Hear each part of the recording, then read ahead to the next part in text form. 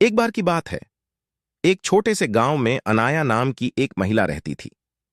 वह एक दयालु और अच्छी इंसान थी, जो हमेशा अपने और अपने परिवार के लिए अच्छी चीजें चाहती थी। अनाया के पास एक प्यारा पति और एक खूबसूरत बेटी थी, लेकिन उसकी सास शांता उसके प्रति बहुत अच्छी नहीं थी। शांता अक्सर घटिया बातें कहती थी और अनाया को दुखी करती थी। एक दिन जब अनाया बाजार में घूम रही थी, तो उसे एक विशेष दुकान मिली। दुकानदार एक बूढ़ा और बुद्धिमान व्यक्ति था।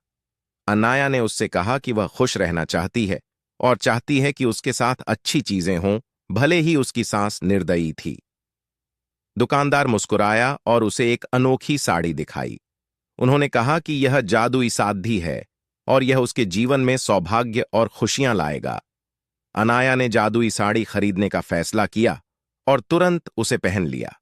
जब अनाया ने जादुई साड़ी पहनना शुरू किया, तो चमत्कार हो गया। उसकी सास अनाया के साथ बुरा बर्ताव करने की बजाय उसके साथ प्यार और सम्मान से पेश आने लगी।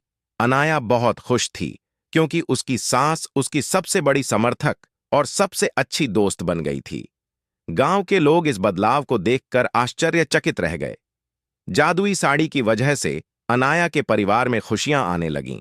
गांव बहुत अच्छी जगह बन गया और अनाया का पति सफल हो गया। उनका घर हमेशा प्यार से भरा रहता था और सभी का आपस में मेल झोल रहता था। अनाया की बेटी एक प्यारे और देखभाल करने वाले घर में बड़ी हुई और वह बहुत खुश थी।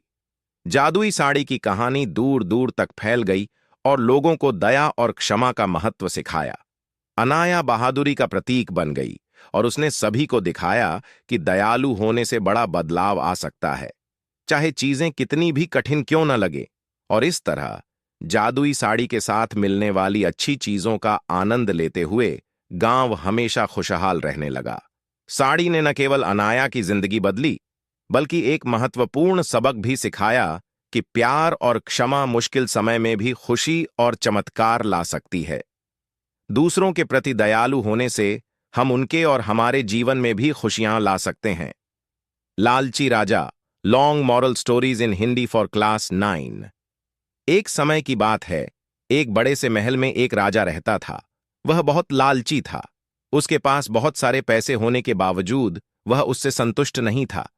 एक दिन एक बूढ़ा आदमी राजा के महल में आता है। वह राजा को एक अनोखा हीरा दिखाता है और कहता है कि इस हीरे से तुम जो कुछ भी मांगोगे वह तुम्हें मिल जाएगा। लेकिन उसने राजा को चेतावनी दी कि हर इच्छा की एक कीमत होगी। राजा बहुत खुश हो जाता है और हीरे को अपने पास रख लेता है।